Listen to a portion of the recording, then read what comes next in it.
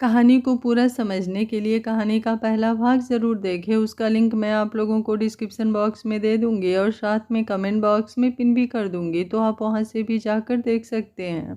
एक बात कहना चाहती हूँ उन लोगों से जो ऐसी कहानियों को स्किप करके या 2x पर सुनते हैं।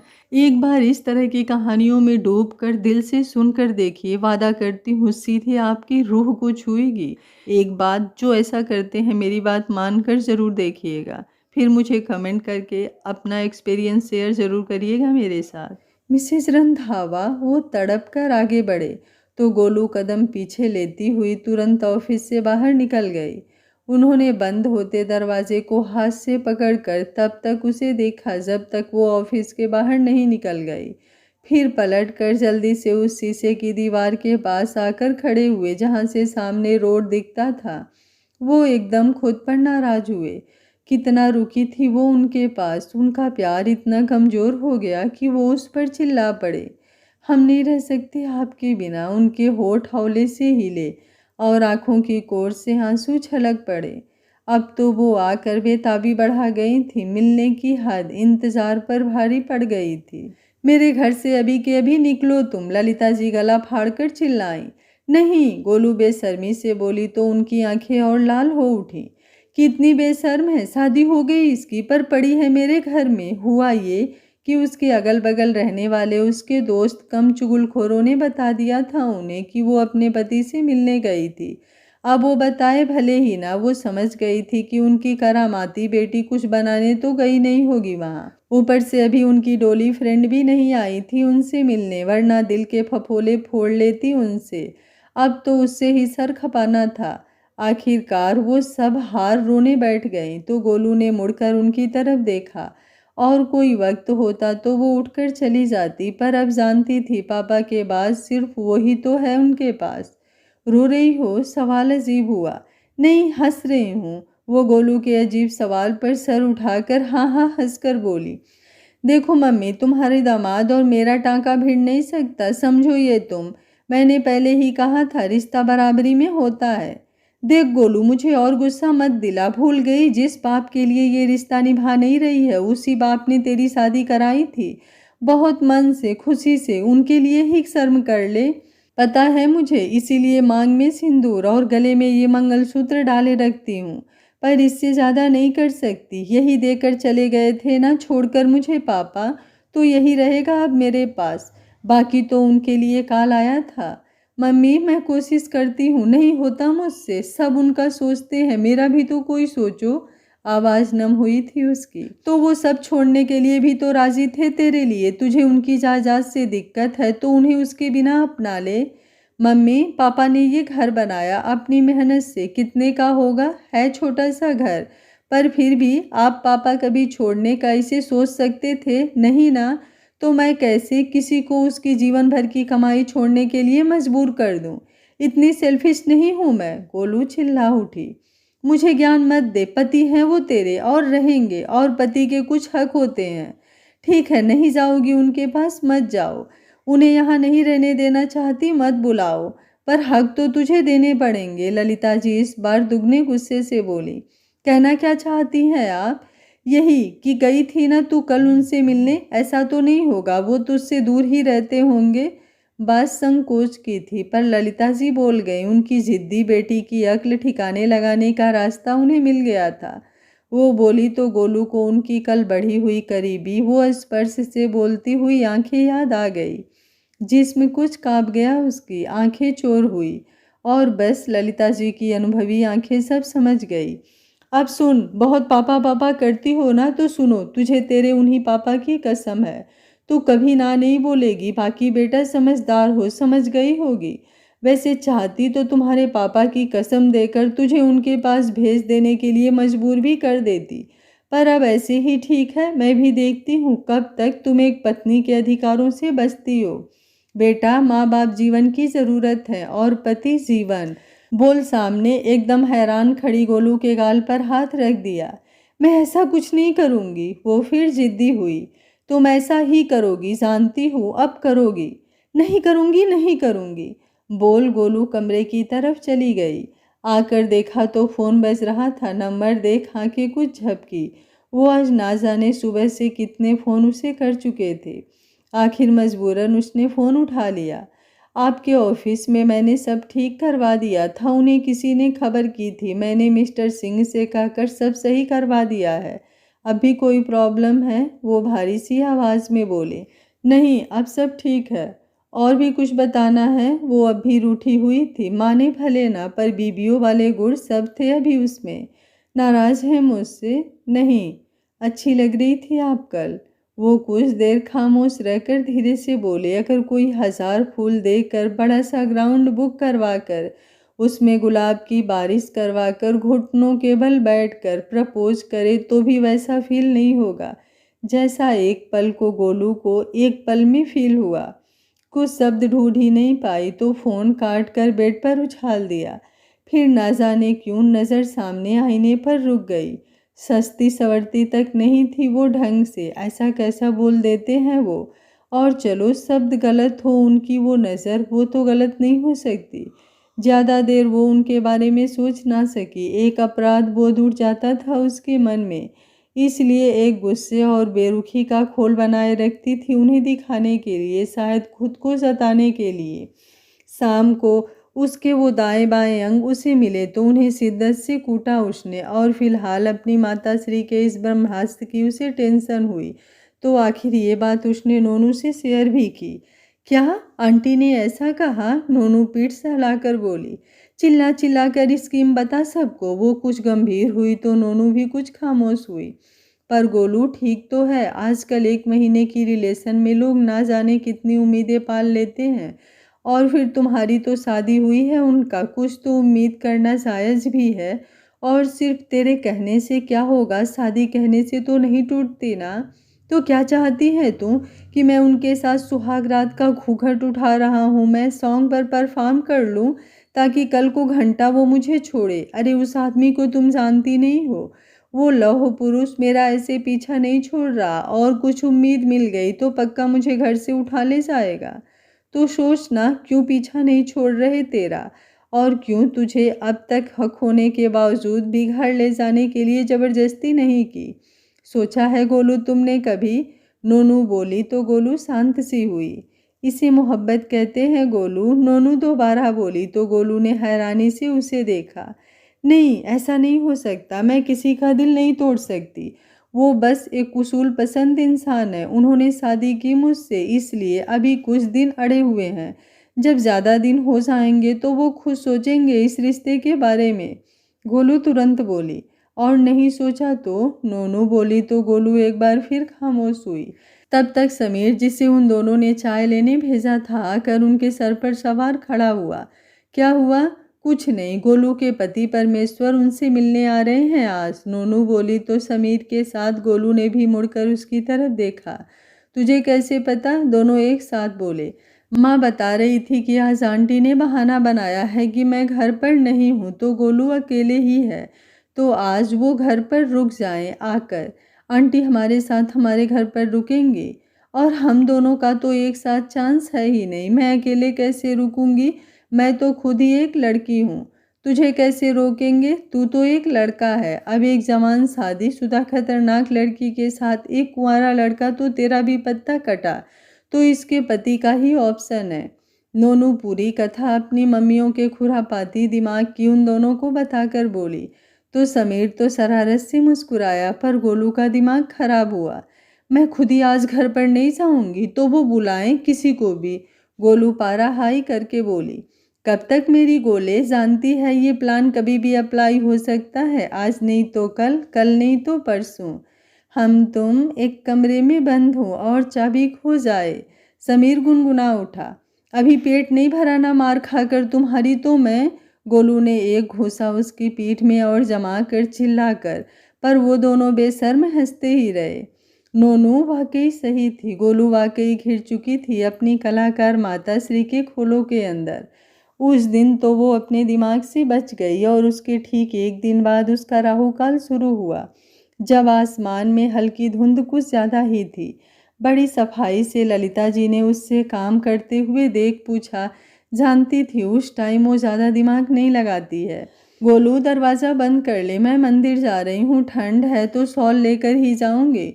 खुद को शक से बचाने के लिए वो पूरी बात बताकर बोली, हाँ ठीक है, आते हुए कुछ खाने के लिए बाहर से ही लिए आना। आज मुझे काम है और आपको सुबह से सर्दी है तो खाना आप भी नहीं बनाएंगे। हाँ ठीक है, ललिता जी बोली तो उसने मुंह में पेन रखते हुए बेख्याली में उठ दरवाज़ा बंद कर लिया। लगभग 1 घंटे अपने ही पति के अकाउंट्स में घिरी हुई गोलू की जान और कान तब डिस्टर्ब हुए जब दरवाजे की बेल 3 बार बजी। उसकी माँ तो अब तक दरवाजे से ही 10 गालियाँ उसे देने लगती लाउड स्पीकर की आवाज़ में। फिलहाल जब वो झुझला कर उठी तो देखा शाम घिर चुकी थी। झाड़ू की वो पिघलती हुई शामें बड़ी रंगीन हो जाया करती हैं। धुंधली सी दिल में सुकून सा देती हुई वो धुआं धुआं सा माहौल, वो दूर सड़क पर रेवड़ी मूंगफली बेचने वालों की आवाज़ें और वो शांत सी भीगी सड़कें। उसने टेबल पर पीछे पड़ी हुई शाल उठाई और लपेट ली और दरवाज़ा तेजी से खोला। सामने वो खड़े थे, घर के बाहर लगे वो सफ़ेद से बल्ब में एकदम चमकते हुए शांत, बेहद हल्की ग्रीन शर्ट, ब्लैक पैंट और हाथ पर वही अपने अंदाज में टका हुआ कोट। लौह पुरुष वो सिर्फ गोलू की नज़र में थे, बाकी कुछ थके थके उनके नयन सिर्फ उसे ही देख रहे थे, जो अभी बालों का गोला बनाए उसमें पेन फंसाए हुए थी, जिसमें बिखरा सा झलकता सिंदूर किस कदर प्यारा लगा था उन्हें। डार्क मरून कलर का सूट और सलवार, जिस पर पड़ी हुई वो काली शॉल, जिसमें गले में हल्का छिपा हुआ उनके नाम का मंगलसूत्र। मोहब्बत बड़े प्यारे एहसास देती है। वो उलझा उलझा रूप उन्हें पागल बना देने की हद रखता है और सामने वाला सोचता है कि किलो भर मेकअप करके ही सुंदर लगा जा सकता है। और ये तो दिलों की बातें हैं, कभी कोई सिड्यूस नहीं करता, दीवाना बना देता है। यूं ही कई पल बीते, वो उसकी छवि उतार रहे थे और गोलू सोच रही थी कि उसकी माँ ने फंसा दिया उसे। मन तो किया उसका कि अभी नोनू के घर जाकर उन्हें उठाकर ले आए, पर अभी गई तो साबित हो जाएगा इनके सामने कि उसकी माता श्री आजकल लव गुरु बन रही है, इश्क के पेच लड़वा रही है। अंदर आ सकता हूँ मिसेज रंधावा, विक्रमादित्य हौले से बोले तो गोलू साइड हुई। कोई ऑप्शन नहीं छोड़ा था उसकी माँ ने उसके लिए। सुनिए, वो 1 मिनट नाखून चबा कर कुछ खुरापाती सोच कर बोली तो वो तुरंत मुड़े। उफ, उनकी धान पान सी बीबी आज सच में पागल कर देगी उन्हें। एक तो वो यहाँ आने से पहले ना जाने कितने दिनों बाद ये सोच कर कि वो आज कुछ ज़्यादा ही वक्त उनके सामने रहेगी, कितना खुश हुए थे दिल ही दिल में। बोलिए, वो कोट सामने चेयर पर टांग शर्ट की आस्तीन बिल्कुल परफेक्ट तरीके से पलटते हुए बोले। गोलू ने गौर किया, नज़र उसी पर थी, पर मजाल है क्रीच गड़बड़ हुई हो। आप परेशान क्यों हुए? मैं पहले भी अकेले रह चुकी हूँ, ये मोहल्ला हमारा ही तो है, मुझे डर नहीं लगता। पर माँ ने कहा था कि आप अंधेरे से डरती हैं। सारी पोल खोल कर गई हैं बूढ़ा माता, आने दो इन्हें, गोलू ने मन में सोचा। फिर ख्याल अकेले उनके साथ रहने का आया तो और भी हाथ पैर कांपे। और कुछ न सही पानी तो दे सकती हैं अपने पति को। वो अब डाइनिंग टेबल की चेयर खींच बैठ चुके थे तो फिर बोले, और कुछ से आपका क्या मतलब है? गोलू का दिमाग फिरा और सीधा बहुत आगे पहुंच गया। आखिर उसकी माता श्री उसे नई नई कस्मों से बात कर जो गई थी। खाना, कॉफ़ी, आपने क्या सोचा? सवाल फिर गोल हुआ और गोलू ने घूर कर उन्हें देखा। मेन्यू कार्ड ला कर दूँ? ऑर्डर कर दीजिए एक बार में सब, बाकी बार बार कुछ नहीं कर पाऊँगी मैं। उसके बाद आप सीधा सो जाएंगे अलग कमरे में, समझे आप? मतलब हद थी, इतना क्या बोलना कि सारा डर खुद की मुँह से बोल देना। अब इतने बच्चे तो वो नहीं थे कि अपनी बीबी के इन बातों का मतलब वो ना समझे। वो उसे देखते हुए ही बोले, पहले तो सिर्फ अच्छी लगी थी, फिर प्यारी और फिर जिंदगी बन गई थी वो। इन्हीं बातों से उनकी रस खोता था उन्हें ये सोचकर कि एक लड़की जिसके कदम में विक्रमादित्य रंधावा का दिल है, जो उनकी बीबी है, वो उनकी होकर भी अपनी शख्सियत नहीं भूली, बिल्कुल वैसे ही रही जैसी वो पहले थी या पहले दिन से थी। आप सिर्फ पानी पिला दीजिए, बाकी मुझे भूख नहीं है। क्यों, लोहे के हैं जो भूख नहीं लगती, या ऑफिस से कुछ खा कर आए हैं तो बता दीजिए। वरना माँ सब पूछेगी आपसे और उन्हें पता चला कि मैंने आपको खाने तक नहीं पूछा तो बेफालतू में ललिता पवार बन जाएंगे। नहीं, खाकर नहीं आया हूँ, आप कुछ बना देंगी तो खा लूँगा। मैं आज सब्जी लेने नहीं गई थी तो सब्जी में सिर्फ आलू टमाटर और मटर है, इसलिए तहरी बना सकती हूँ, खा लेंगे? वो जल्दी से बोली क्योंकि अब उसे खुद भूख लगी थी। उसकी माताश्री के चक्कर में उसने कुछ बनाया भी नहीं था अब तक। उन्होंने सिर हिला दिया। मैं कुछ हेल्प करूं? नहीं, किचन की तरफ बढ़ बोली, फिर खुद से बड़बड़ा उठी, हेल्प कर दूं? माताश्री का भरोसा है, कोई सीसीटीवी कैमरा लगा गई हूँ, कहीं इनके हेल्प के चक्कर में महीने भर खाने से पहले और खाने के बाद गालियाँ मिलेगी। पापा होते थे तो वो बोल गई, फिर ना जाने क्या याद आया कि पलकें नम हुई। वो जिद्दी तो ना थी, बस जहाँ लोग अपना पति अपना घर स्टेटस देखते थे स्वार्थी हो गए थे, उस टाइम वो बस अपने पापा के प्यार में कुछ अटक सी गई थी। सिर्फ प्रेमी की ही मोहब्बत में सब कर गुजरना जायज़ है तो माँ बाप के लिए कुछ कर गुजरना नाजायज़ क्यों है? वो यही सब सोचते हुए सब्जियां काट रही थी कि अचानक वो पहली बारिश सी खुशबू, वो मजबूत सा वजूद उसके जिस्म को एक कपकपी दे गया। वो हल्का हिली ही थी कि उन्होंने उसके चाकू चलाते हुए हाथों पर अपना हाथ रख दिया। गोलू जम सी गई। क्या कर रहे हैं आप? वो ना जाने कैसे शब्दों को कठिन तरीके से मुंह से निकाल कर बोली। आराम से, हाथ कट जाता अभी मिसेस रंधावा, वो कानों के पास आकर गहरी सांसों के साथ बोले तो गोलू ने ध्यान दिया कि चाकू ठीक उसकी उंगली पर रखा हुआ था। उसने झट से हाथ उठाया और कुछ हिलने की कोशिश की तो वो धीरे से 2 कदम पीछे हुए। उनके हटते ही उसने चैन की सांस ली। आपको कुछ चाहिए? वो बढ़ी हुई सांसों को संभाल उनकी तरफ देखकर बोली। पानी, वो बोले तो उसे याद आया कि पानी तो उन्होंने मांगा ही था, गोलू ही देना भूल गई थी। ये लीजिए, उसने जल्दी से उन्हें पानी के गिलास में देकर कहा। अब कोई मौका नहीं देना चाहती थी वो उन्हें। और कुछ? उन्होंने पानी पीकर गिलास रखा ही था कि वो बोली, नहीं तो बाहर जाकर बैठिए, मैं भी खाना लेकर आती हूँ। मेरे यहाँ रहने से आपको प्रॉब्लम है कोई? हाँ, अगर कोई मेरे सर पर खड़ा रहे तो मैं खाना खराब कर देती हूँ। कभी नमक तेज, कभी मिर्ची तेज और कभी कभी जल जाता है। क्या खाना? वो आगे की बात पूरी कर बोले। नहीं, पूरा किचन, वो बोली तो उन्होंने कुछ अदा से उसे देखा। मेरे पास फायर ब्रिगेड का नंबर है, वो बोले। होगा आपके पास स्पेशल कोई उनका नंबर, पर इस किचन का क्या? ये तो जल जाएगा, इसकी डेंटिंग पेंटिंग का खाली खर्चे का बिल मेरे ऊपर तो फटेगा ही। मैं करवा दूंगा अगर ऐसा कुछ होगा। आखिर गलती तो मेरी होगी आपके सर पर खड़े रहने की। वो वैसे ही सीरियस वे में बोले। नहीं, मैं आपका एहसान क्यों लूँ? क्योंकि मैं आपका पति हूँ। वो एक बार फिर कदमों की हल्का बढ़ा उसके करीब जाकर खड़े होकर बोले। ना जाने क्यों बहकने से लगे थे वो, गलत भी तो ना था, पत्नी है वो उनकी, सब हक तो है उनके, बस वो अपने मुंह से मानना नहीं चाहती।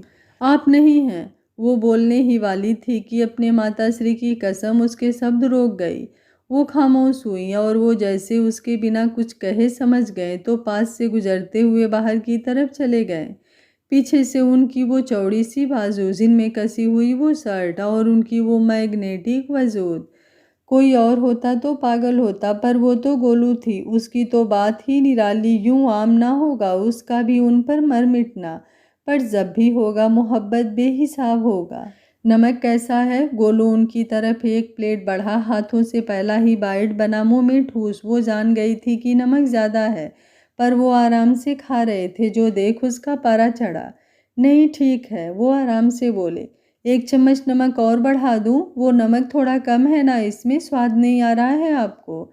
नहीं, ठीक है, ज़रूरत नहीं। वो अपनी खतरनाक बीवी की बड़ी बड़ी आंखें खुद पर टिकी हुई देख धीरे से बोले। इसमें नमक ज़्यादा है। समझे आप मिस्टर रंधावा, यहाँ एकता कपूर का टीवी सीरियल चल रहा है कि आप ज़्यादा नमक खा लेंगे और मैं भरी हुई आंखों से प्यार से आपको देखूंगी कि हाय मेरा पति कितना प्यारा है। मेरे तो भाग्य खुल गए। वो एकदम खड़ी होकर उन्हें आंखें दिखाते हुए एक्टिंग कर बोली तो वो हल्का सा सर झुका मुस्कुरा उठे। दही डालकर लाती हूँ। गोलू उनके सामने से प्लेट लेकर किचन की तरफ बढ़े और वापस दही और बाकी बचे हुए खाने के साथ प्रकट हुई। क्या? उन्होंने हैरानी से देखा तो वो तुरंत बोली, मैं दोबारा खाने से पहले नहीं उठूंगी। बोल वो दोबारा खाने पर झुक गई। अब बारी सोने की थी और गोलू ने अब जाकर अपनी माँ के नए कारनामे पर ध्यान दिया था। सिर्फ किचन और उसके कमरे के अलावा खुद ना कमरा और बैठक और मेहमानों का कमरा, सब पर ताला जड़ चाबी लेकर गई थी। मन तो किया गोलू का कि हथौड़ा लाकर सबको छटका दे या फिर इस लौह पुरुष पति का इस्तेमाल करे इन्हें तोड़ने के लिए, पर फिर वही सम्मान आड़े आ गया। मतलब ऐसे ही अपनी बेटी से ताला लगाकर कौन जाता है? ऊपर से वो उसे देख उसकी माँ के कारनामे के बारे में अगर जान गए तो और सर पर चढ़ जाएंगे। सोच वो वापस आई। किचन के सामने छोटा सा बरामदा जिसमें पड़ी हुई वो डाइनिंग ही उसके लिए काफ़ी थी। बाकी कहाँ जगह थी? वो दूसरे कोने में पड़ी अपनी काम करने वाली कुर्सी और मेज जिस पर अक्सर सब्जी, चाबी, खौली, बोतल पसरी रहती थी। हटा भी दे तब भी जगह नहीं होगी। डाइनिंग मतलब हद थी। वो उन्हें डाइनिंग पर लिटाने तक का सोच चुकी थी, लेकिन वो उनकी हाइट से मैच नहीं हुई। अब बचा आंगन। अब इतनी ठंड में उन्हें वहाँ तो लिटाने से वो रही। अरे वो तो लिटा भी दे, पर उसकी माँ को पता चला तो वो अपना कारनामा भूल जाएंगे, उसका सर खा जाएंगे। Any problem Mrs Randhawa? Vikramaditya उसे कुछ सोचते देख आखिर उठकर उसके पास आंगन में आए और उसके कंधे पर वो साल लगा दी। उसके इतने पास होने के एहसास से वो झटके से मुड़ी। बालों में लगा हुआ पेन फिसल कर नीचे गिरा। वो कंधे से नीचे और कमर तक बस आते हुए बाल, जिनमें मैडम ने मारे आलस के तेल नहीं लगाया था, एकदम बिखर गए। जिसने झलकता हुआ बालों का वो नेचुरल भूरा रंग उस धुंध सी रात में जुगनू की तरह लगा था उन्हें। उनका नाम मान समेटे वो अनजान सी खड़ी थी और वो थे कि पागल हुए जा रहे थे। हल्की सी रोशनी, वो धीमा धीमा सा बजता हुआ, कहीं किसी ठेले पर बजता हुआ संगीत। सुकून कहाँ पैसों में तलाश रहा है इंसान, वो तो बस यूं ही कभी उस छोटे से घर में यूं अपनी मोहब्बत की आंखों में देखने में बसा हुआ है। सर्दी की अधिकता थी या उसकी बेहद करीबी का असर, जिस्म में एक सिहरन सी दौड़ गई उन दोनों के। वो बेहद करीब आते गए और गोलू उनके बढ़ते हुए कदम चाहकर भी नहीं रोक पाई। पापा की कसम से बंधना तो उसे याद ही नहीं था। अभी तो उनके एहसास का रंग ही गोलू के ज़बान और पैरों को जकड़ गया। वो हल्के बिखरे से बाल, शर्ट के ऊपर के खुले हुए दो बटन, कसा हुआ जिस्म और खुमारी से भरी हुई आंखें। सिर्फ आदतों से ही नहीं, जिस्म से भी बहुत खूबसूरत थे वो। और कहीं ना कहीं उसका दिल जानता तो है कि वो उसके पति हैं। वो हक जो दुनिया में किसी और का उन पर नहीं है। उसकी पलकें कब झुक गई गोलू को पता ही नहीं चला और वो उसके गाल को उंगलियों से छूते हुए उसके गर्दन और होठों को पहली बार छूकर तराश रहे थे। बेहद प्यार का असर था या बेहद जुनून का? उन्होंने झटके से उसके बालों को पकड़ा और हल्का उठा उसकी गर्दन पर अपने होठ रख दिए, पूरे हक से, मोहब्बत से। गोलू को मुट्ठी गिरती हुई साल पर कस गई, जिसमें इस कदर कांप गया कि पैरों में जान बची ही ना हो। वो गिरने के हद तक लड़खड़ाई कि उन्होंने झट से उसकी कमर को कसकर पकड़ खुद में छिपा लेने की हद तक समेट लिया। पहला स्पर्श पहला ही होता है, तन मन कुछ बस में नहीं होता। उनकी गहरी होती सांसें, वो कमर पर बढ़ता हुआ कसाव और गले पर उनके होठों के साथ दांतों की चुभन अब गोलू की जान निकाल रही थी। उसने जबरदस्ती वो नशीली हो चुकी आंखें खोली, उनसे सिर्फ ये कहने के लिए कि थोड़ा धीरे करें, उसे दर्द हो रहा है। पर विडम्बना तो देखिए, मुँह से आवाज़ ही नहीं निकली उसके। वो गर्दन से होते हुए उसके लबों तक आने लगे थे, जिसे समझ गोलू हल्का हिली कि आह! वो जोरों से चिल्लाई। उसके हिलते ही उनके सिर्फ हल्के लगते हुए दांत तेज लग गए, ठीक होठों से हल्का नीचे की स्क्रीन पर, जिसे सुन एकदम उनकी खुमारी टूटी। झट से आंखें खोल वो उसे वैसे ही कमर से उठाकर बरामदे में लगी हुई लाइट में ले आए। क्या हुआ? I am sorry Mrs Randhawa, ये ना जाने कैसे हो गया मुझसे। वो बेहद बेचैन हुए। पहले आप मेरी कमर छोड़िए। डिस्कवरी चैनल में जो ऑक्टोपस दिखाते हैं ना, उसकी तरह शिकंजा बनाते हैं आप। ऐसे ही 2-3 बार और पकड़ी ना आपने मेरी कमर तो पक्का रीढ़ की हड्डी टूट जानी है मेरी। और ऐसे कौन किस करता है, हद है। खाने का सोच रहे थे बिना नमक मिर्च लगाए मुझे। वो फूलन देवी बन चुकी थी और वो प्यार से और तड़प से उसके गर्दन पर ठोड़ी पर बने हुए उन लाल निशानों को देख रहे थे। अगली बार ऐसा नहीं करूँगा। कोई दवाई है, लाइए लगा दूँ मैं।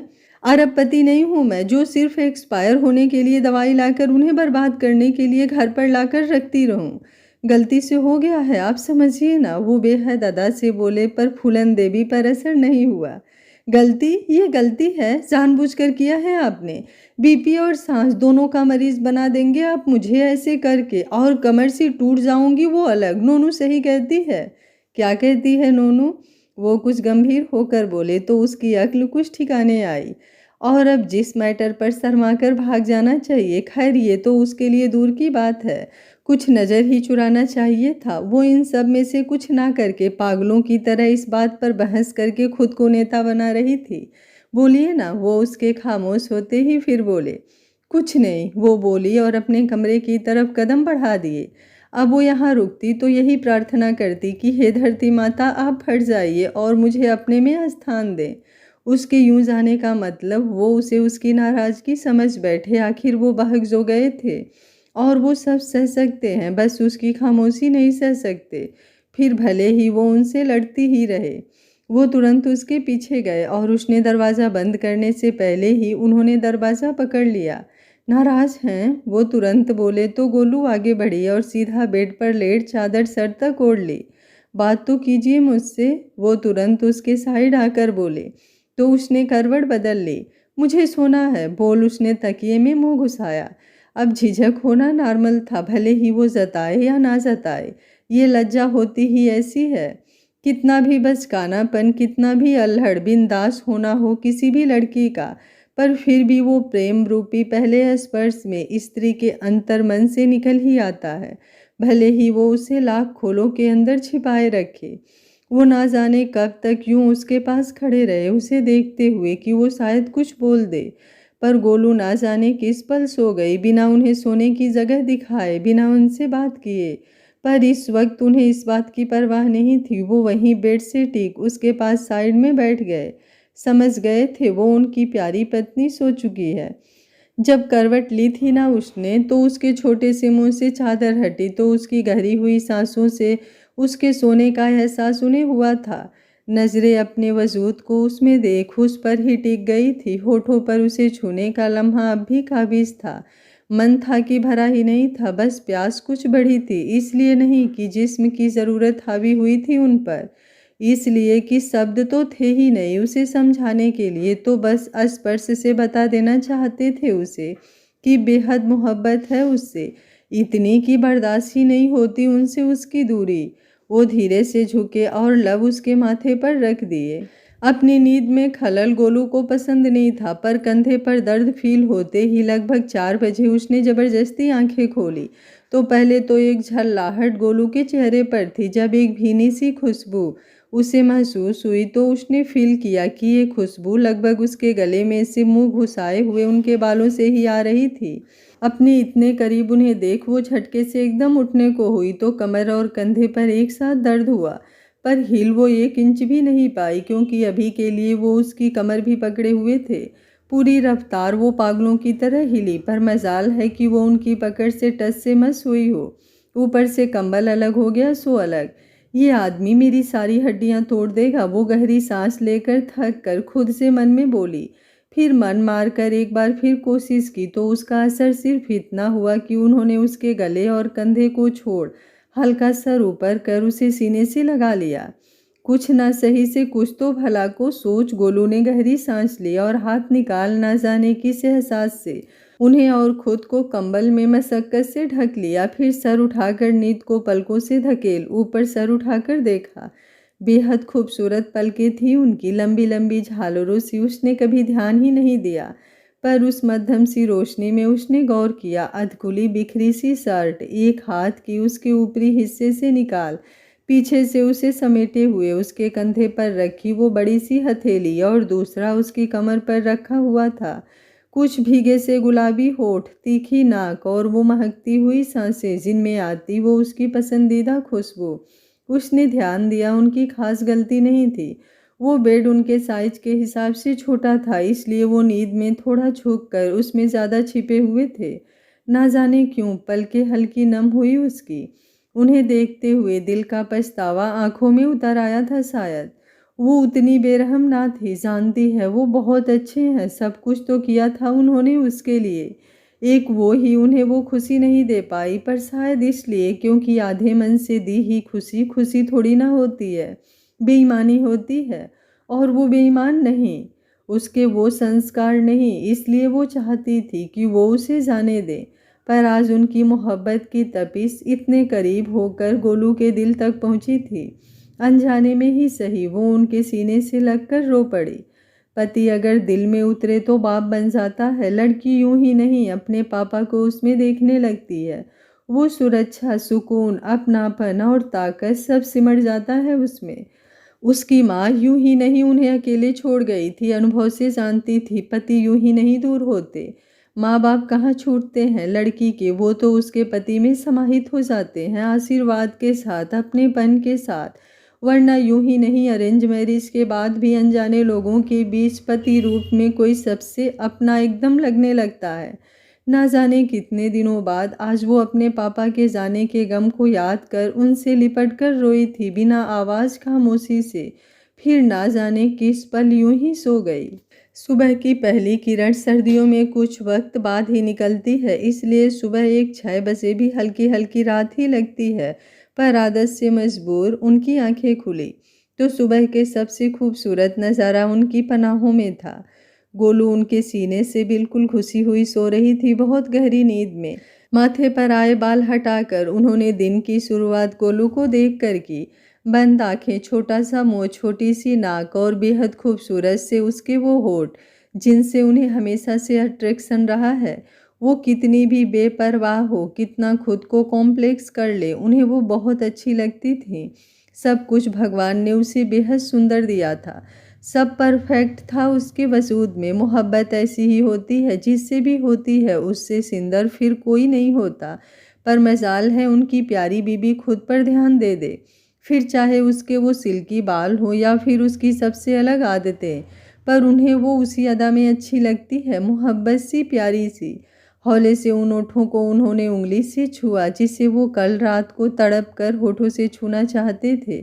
पर उन्हें अफसोस नहीं, प्यार सब्र मांगता है और वो सब्र उन्हें प्यारा है।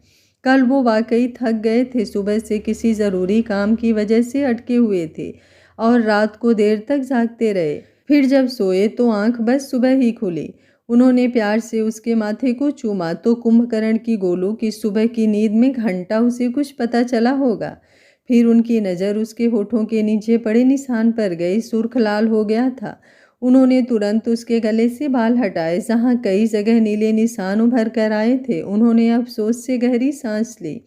पक्का इस बात पर उनकी फूलन देवी बीबी उन्हें सूली पर टांगेगी, सोच कर ही उनका दिमाग घूमा। ऊपर से कल शायद वो खफा भी हो गई थी और अब ये सब उसे और काली माता बना देगा। उन्होंने तुरंत फ़ोन उठाया और सिंह को फ़ोन किया।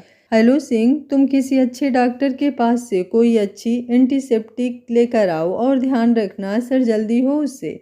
जितना कहा है उतना करो। और हाँ, यहाँ शर्मा जी के घर लेकर आना, उधर से शायद कोई सवाल हुआ होगा इसलिए उन्होंने ये बात बोल फ़ोन रख दिया। फ़ोन रखते ही उन्होंने टाइम देखा, 7 बज चुका था और नीचे कुछ आहट उन्हें महसूस हुई तो उन्होंने धीरे से गोलू को अलग लिटाया और उठकर शर्ट बंद करते हुए नीचे की तरफ बढ़े। वो नीचे आए तो देखा ललिता जी चाय पीती हुई नाश्ते की तैयारी कर रही थी धीरे धीरे। और जैसे ही उनकी नज़र सीढ़ियों से उतरते हुए अपने दामाद पर पड़ी, वो मारे खुशी के मन में गरबा खेल गई। हाँ बेटा, अब क्या करूँ, काम खत्म हुआ तो वापस चली आई। सुबह की 4 बजे की बस थी तो 6 बजे घर पहुँच गई। पर माँ, आप अंदर कैसे आईं? वो कुछ उलझे हुए दिमाग लगाकर बोले। अब बेटा, दरवाज़ा खुला पड़ा होगा तो कोई भी अंदर आ जाएगा, वो तो शुक्र मनाओ कि मैं थी। वो बोली तो उन्हें एहसास हुआ गोलू के पीछे जाने के बाद वो दोनों नीचे ही कहाँ आए। चाय पियोगे बेटा?